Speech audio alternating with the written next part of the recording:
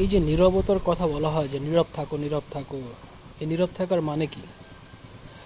নীরব থাকার মানে কি এই যে আমি কথা বলবো না, কারোর সাথে কথা বলবো না, এইটাই কি নীরবতা?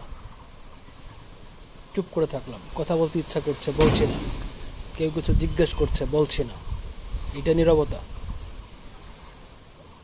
এটা নীরবতার 1%ও না। নীরবতার ডেফিনিশন অনেক ব্যাপক, নীরবতা অনেক গভীর একটা ব্যাপার।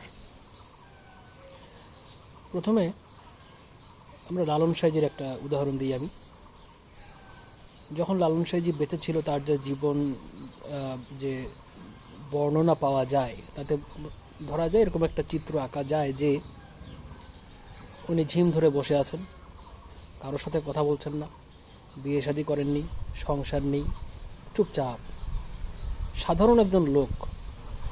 সে মনে করবে লোকটা নীরব, তোর এর কাছে বসে কী হবে, কথা বলে না, কথা বলতে পারে না। এখন পরবর্তীতে লালন সাইজির 10,000-এর উপরে গান উদ্ধার করা হয়েছে, এবং আরও অনেক গান ছিল যা উনি গেয়েছিলেন, হারিয়ে গেছে, উদ্ধার করা যায়নি। এই 10,000+ গান তার কোথায় ছিল? তার মনের মধ্যে ছিল। ওই গানের কথাগুলো তার মনের মধ্যে হচ্ছিল, সুরগুলো হচ্ছিল, তালগুলো হচ্ছিল। যার মনের মধ্যে এত কাজ, এত কথা চলে, সে বাইরে কি কথা বলবে? শুধু জিহ্বা নাড়িয়ে যে বাকযন্ত্রের মাধ্যমে শব্দ করি, এটাই কি সরবতা? যে সৃষ্টিশীল মানুষ, তার হৃদয়টা অনেক বেশি সরব।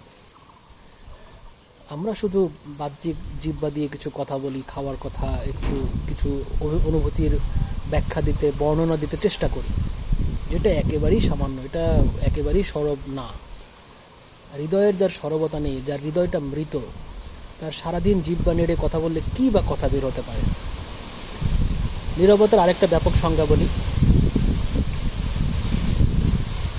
তা হচ্ছে আমি একটা মিষ্টি দেখলাম, মিষ্টি দেখার সাথে সাথে আমার জিহ্বায় পানি চলে আসলো, আমার ভিতরের রিয়াকশন শুরু হয়ে গেল।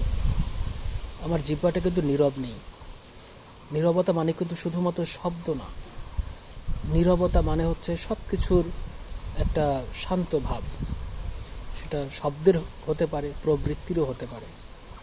আমার প্রচুর রাগ, কেউ কথা বলেছে, আমার ভিতরে রাগ হচ্ছে, তার মানে হচ্ছে আমার ভিতরের সত্তাটা নীরব না, সে সাইলেন্ট হতে পারেনি, সে প্রচুর কথা বলছে ভিতরে, অপ্রাসঙ্গিক কথা, অপ্রয়োজনীয় কথা। একেবারে নীরব কখনো আমি হইনি, আমি জানি না একেবারে নীরব হওয়া যায় কি না, তবে আমি জানি সৃষ্টিশীল মানুষ ভিতরে কথা বলে। আইনস্টাইনের ভিতরে অনেক কথা চলতো, অনেক হিসাব নিকাশ চলতো, উনি তাই বাইরে কথা বলতেন না, আমার সাথে ফাও কথা উনি বলতেন না, চায়ের দোকানে যেতেন না, কারণ তার অনেক ভিতরে কাজ আছে, হচ্ছে। উনি শুনবে, ভিতরের কথাটা শুনবে, শুনে উনি ওটাকে বুঝবে, লিখবে। ওনার জীবনটাই গেছে কাজের কথায়, ওনার নিজের মনের কথা শুনতে শুনতেই জীবনটা পার হয়ে গেছে। আমার সাথে কথা বলবে কখন? তো নীরবতা কাকে বলে বুঝতে হবে। শুধুমাত্র ঘুম মেরে বসে থাকলাম, কারোর সাথে কথা বললাম না, এটাই নীরবতা না। ভিতরটাকে জীবন্ত করতে হবে, তখন নিজের সাথে প্রচুর কথা হবে। বাইরে এমনি সবাই মনে করবে নীরব, কিন্তু ভিতরে আনন্দের বন্যা বয়ে যাবে, রুমির মতো কবিতার বিস্ফোরণ ঘটবে, বন্যা হয়ে যাবে কবিতার। আমরা সেই নীরব হই যে নীরবতা আনন্দের, মহানন্দের। এমন নীরব না যে কথা বললাম না, জোর করে চুপ করে বসে থাকলাম, পরবর্তীতে হার্টের রোগ হয়ে গেল, এটা কিন্তু নীরবতা না। আগে বুঝতে হবে, তারপরে কাজে নামতে হবে।